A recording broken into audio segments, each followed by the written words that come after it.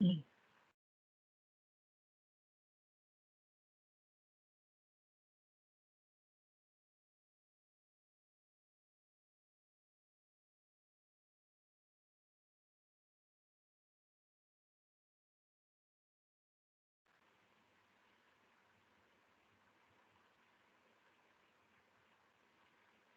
afternoon to everyone.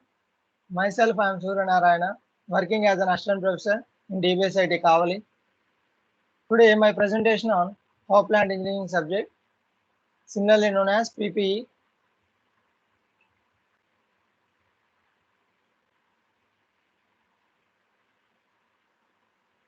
In last class, we discussed about pulverized fuel handlings and its classifications.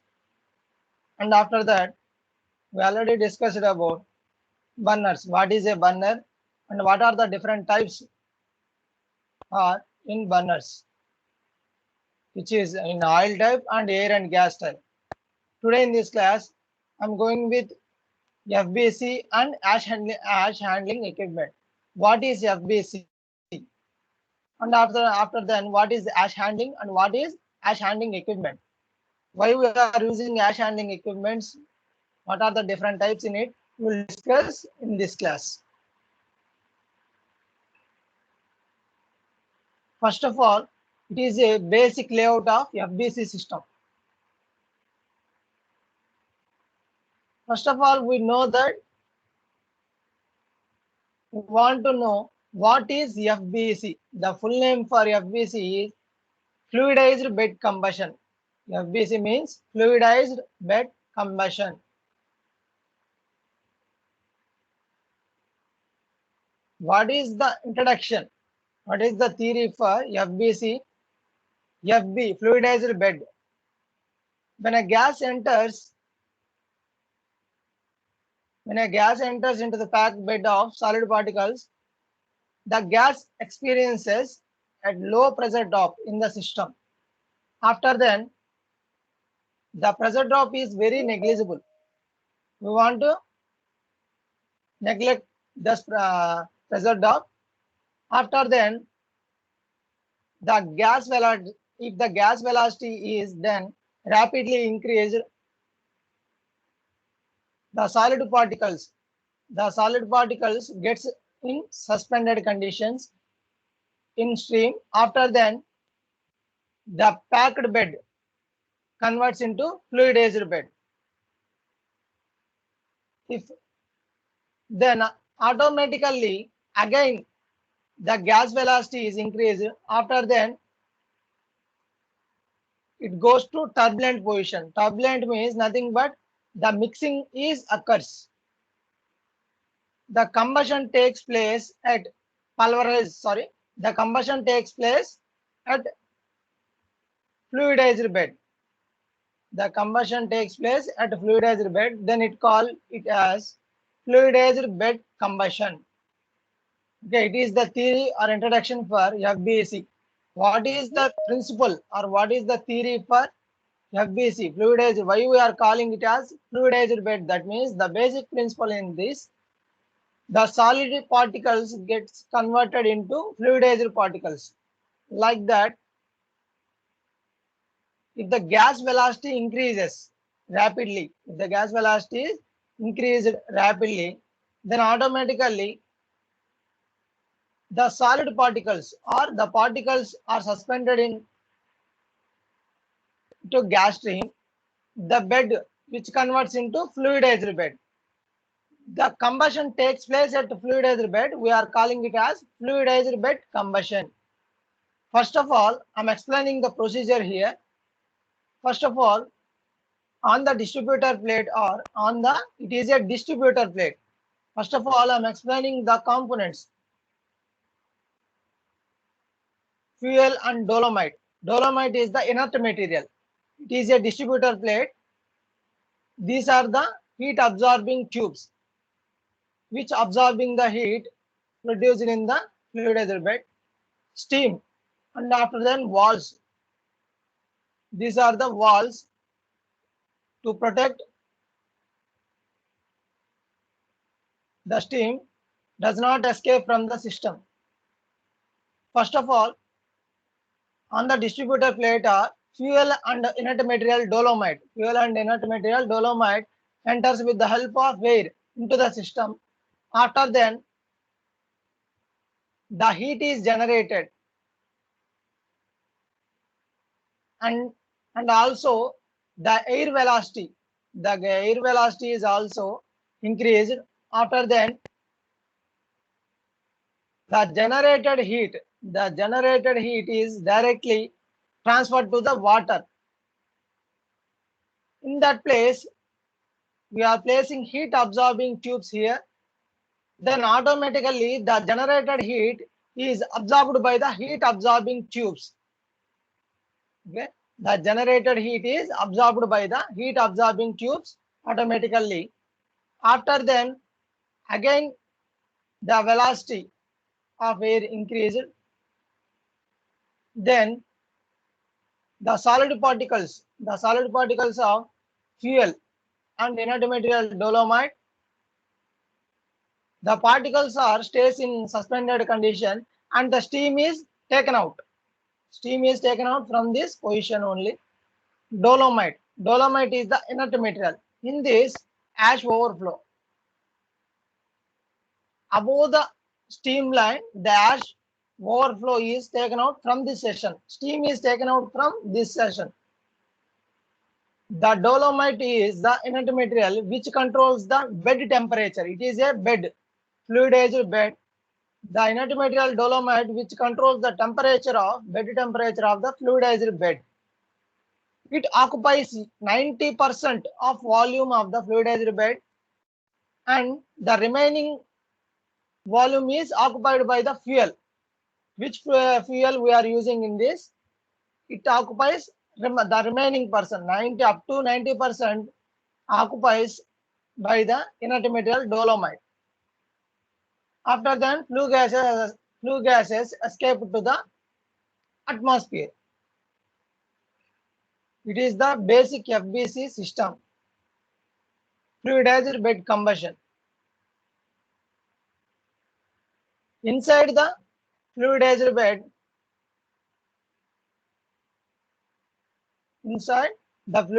bed, then the combustion takes place. The sulfur dioxide,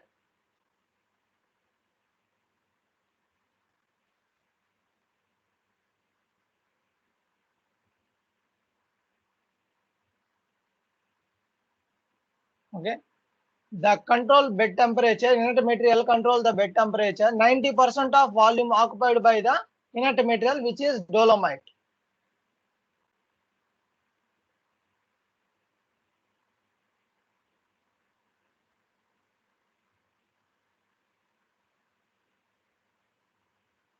During the burning process inside the fluidized bed, during the burning, sulfur dioxide is formed and absorbed by the dolomite, prevent its escape with the exhaust gases.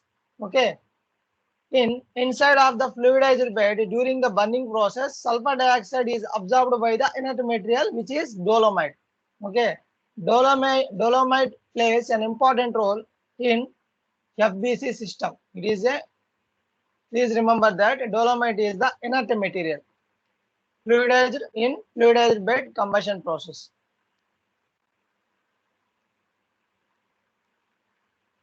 After then, advantages of FBC system. As a result of better heat transfer, the unit size and hence the capital costs are reduced.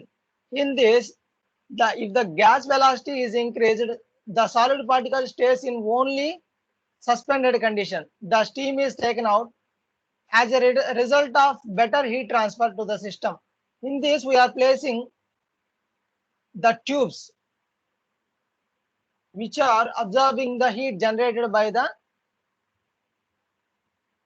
system. Those are absorbed by the water tubes. It can respond rapidly to changes in load demand since thermal equilibrium between air and coal particles in the bed is quickly established. That means it can respond instantly. That means instantly or rapidly to changes in load demand. Based on the load demand, it can change the response.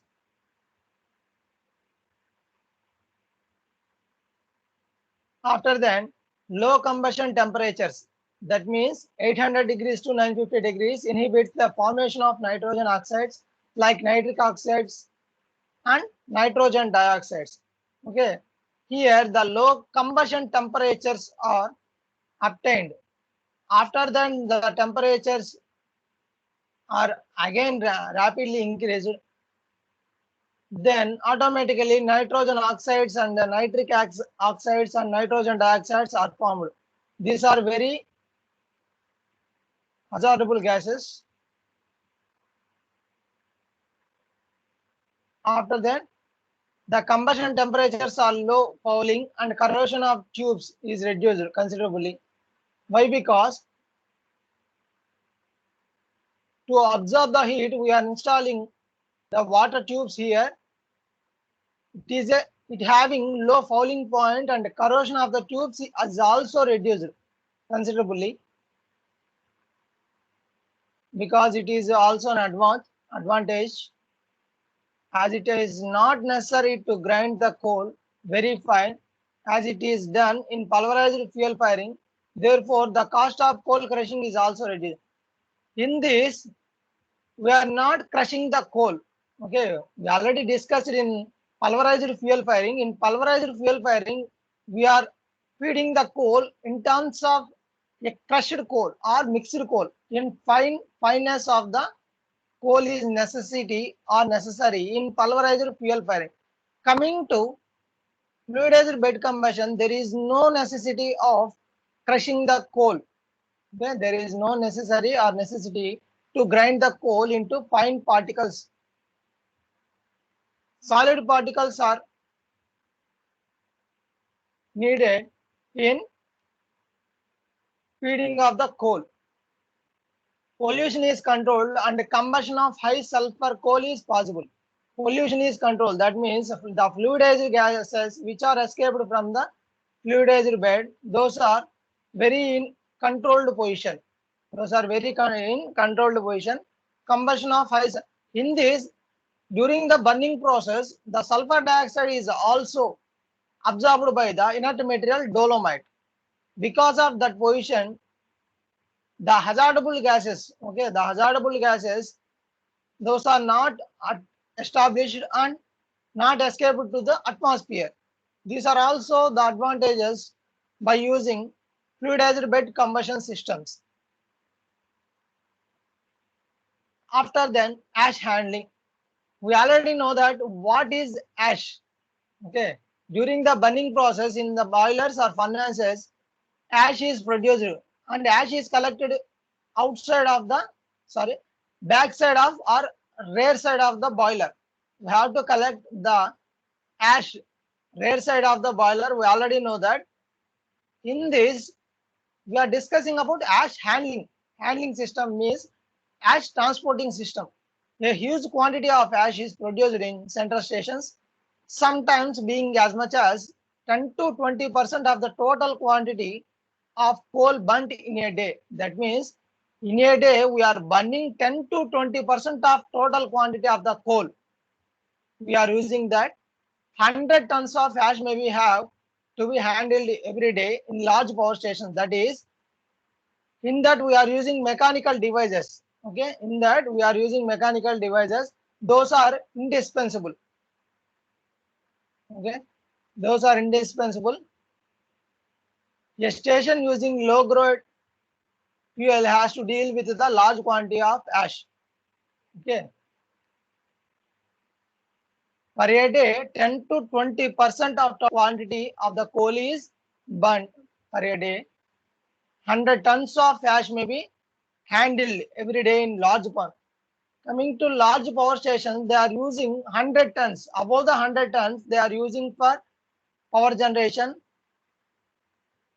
For the better power generation, based on peak loads and base loads, they are using 100, above the 100 of tons. Ash may be collected the rear side of the boilers. Handling of ash includes removal from the furnace. Okay, previously I was told you removal from the furnace, and it was collected by the backside of the boiler or furnace, loading on the conveyors and delivery to the fill or dump from where it can be disposed of by sale or otherwise. That means the collected ash from the boiler or the furnace to fill into the other systems like dumping. It is like wastages. It is like waste. Dump from where it can be disposed of by selling or otherwise. Handling of ash is a problem because ash coming out from of the furnace is too hot. Why? Because up to now it is in burning condition. Up to now the coal is in burning condition. So the temperature of the ash which is collected from the furnace or boiler is very hot. It is also dusty and irritating to handle it, and it is accompanied by some poisonous gas. In this, after burning the coal, the poisonous gases are also exploded from the or escape from the burning process. Ash needs to be quenched before handling due to the following. We already know that what is the quenching process and what is annealing process. Quenching is rapid cooling. Rapid cooling by using jet of nozzles. Rapid cooling. Annealing, coming to annealing, rapid heating process. Annealing is rapid heating. Students, please observe the difference between what is quenching and what is annealing. Quenching is a cooling process, rapid cooling process, and annealing is a rapid heating process. In this, the temperatures of collected ash is very high. Then we are using quenching process to cool the ash content. Quenching reduces corrosion action of the ash. After then, it reduces the dust accompanying the ash. By using the quenching process on the collected ash, the corrosion and dust of the ash is reduced. It reduces the temperature also. By using the rapid cooling process, the temperature of ash is reduced. Ash forms clinkers by fusing in large lumps, and by quenching clinkers will be disintegrated. That means the clinkers are disintegrated and divided or deviated by using the quenching process. By using quenching process, we can avoid these actions like dust and corrosion and temperature and clinkers. These are all the factors and avoidable by using quenching process. And after then, coming to ash handling equipment. A good ash handling equipment or plant should be have the following characteristics. Okay, before going to select a good ash handling equipment, following characteristics are must have in the in that equipment. It should have enough capacity to cope with the volume of ash that may be produced in a station. That means enough capacity to cope with the volume of ash. That means the plant having very high, heavy, much volume or space to occupy the collected ash. In this, enough capacity to cope with the volume of ash. That means it must have very high space. It must have very high space to store the collected ash in that. After then, it should be able to handle large clinkers, boiler, refuse, soot, etc. with little personal attention of the workmen. A good ash handling plant should handle large clinkers. That means the ash may be coming out from the boiler or furnace in terms of clinkers like large pieces, boiler refuse, incomplete coal particles or incomplete coal parts, and soot like dust particles with little personal attention of the workman. After then, it should be able to handle hot and wet ash effectively and with good speed. A good ash handling equipment should allow like hot condition of ash in terms of wet also wet ash effectively and with the good speed. It should be possible to minimize the corrosive or abrasive action of ashes, and dust nuisance should be not exist. Okay. Before we want to select a good ash handling equipment, it should avoid the corrosion or abrasive actions, and also dust nuisance should not exist in that plant. The plant should not cost much. The cost of plant is not in very high condition or not cost much. Cost is also less. The operation charges should be minimum possible. The maintenance or running charges are also in reduced condition. Before going to select a good ash handling equipment, the operation of the plant should be noiseless as possible. As much as possible, the plant operation, that means the ash handling equipment plant is not as nuisance to the surrounding sections, to the surrounding people. These are the factors. Before going to select a good ash handling equipment, we should follow these all factors, like enough capacity and in order to handle clinkers and boiler refuses, handle the cold conditions in hot and wet conditions, minimize the corrosive or abrasive actions.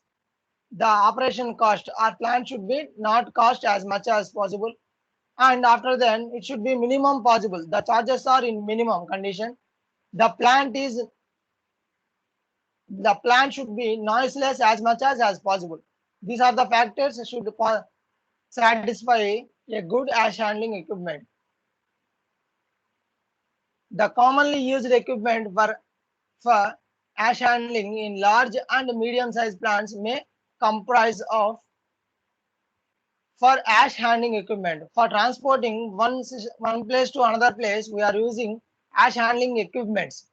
One is bucket elevator, bucket conveyors, belt conveyors, pneumatic conveyors, hydraulic sluicing equipments, trolleys are in that. We already know that bucket conveyors, belt conveyors, trolleys are rail cars. Bucket conveyors, those are used for dumping the collected ash from the backside of the boiler, and then it transfers from one place to another place. Belt conveyor, the conveyor which transfers or transports the collected ash by using the conveyor like belt conveyor system. Trolleys are rail cars. We already saw that the trolleys are rail cars like used in mines, in Singareni mines and other mines. We are using the trolleys or rail cars for transferring the coal from underground of the earth from to the above earth. Trolleys or rail cars. Bucket elevators. Bucket elevator is very much similar to the bucket conveyor. Conveyor which transfers the coal, conveyor which transfers the ash from one place to another place. But bucket elevator which acts like, it is like a lift system. It transfers the ash which is collected from the backside of the boiler or furnace and elevate. That means from underground of the system, from boiler to it elevate to the above sections. It acts like a lift system, elevator. After then, here I am showing the outline of ash disposal equipment. Previously, I was told you, before going to select a good ash handling equipment, it must be suitable to hot ash is in hot condition or in wet condition also. Here also I am showing that fly ash suspended in gas string I was already told you in FBC, fluidized bed condition, the solid particles which stays in suspended condition, that is in steaming condition, and packed bed converts into the fluidized bed. Fly ash, the suspended in gas stream, the bulk ash, furnace, health or ash hopper. This is the ash hopper.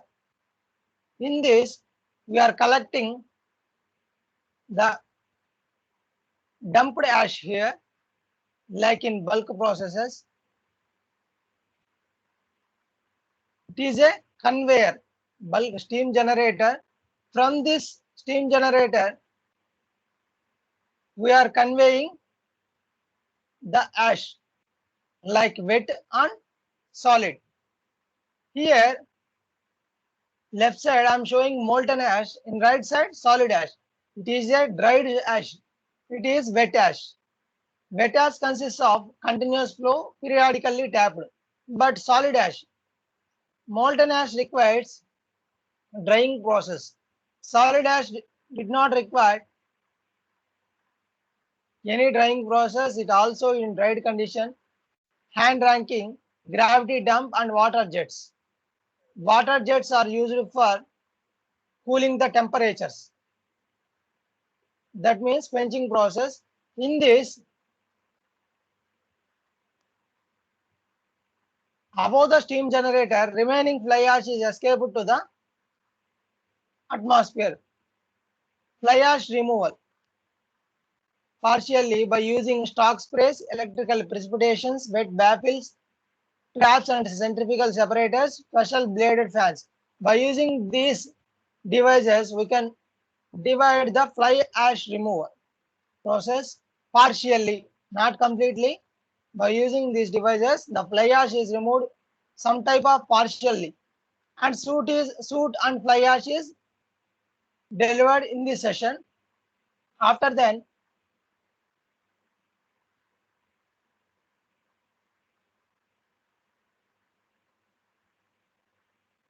the bulk ash or the total quantity of ash which is collected in hopper, that is conveyed by using the systems of water sluicing, pivoted bucket conveyors, pneumatic conveyors, steam jet conveyors, ash cars and pots, wheelbarrows. We already discussed about this. The ash handling equipments like bucket conveyors and elevators, belt conveyors, trolleys and rail cars, pneumatic and hydraulic sluicing equipments.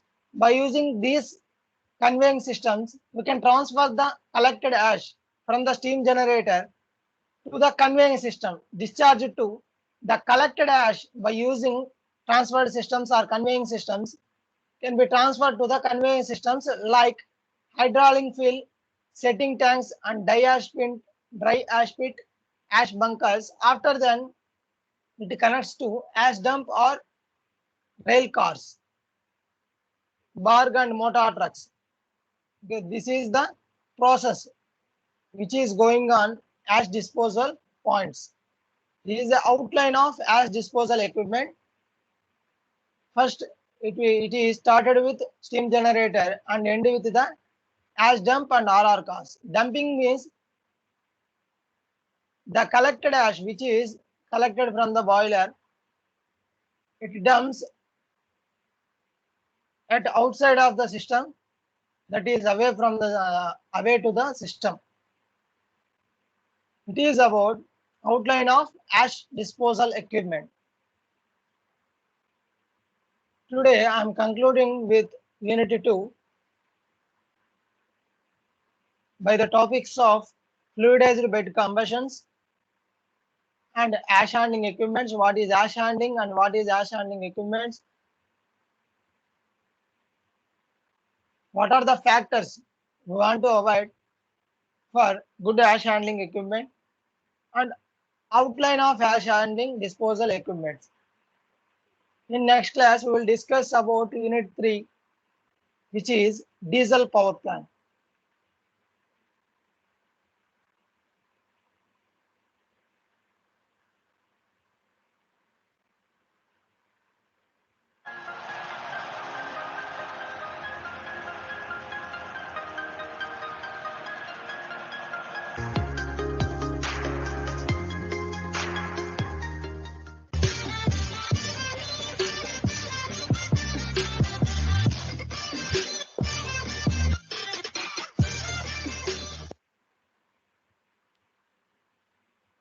Thank you, students. Thank you all. If you like this video, please subscribe to DBS Talks YouTube channel. Okay, thank you once again.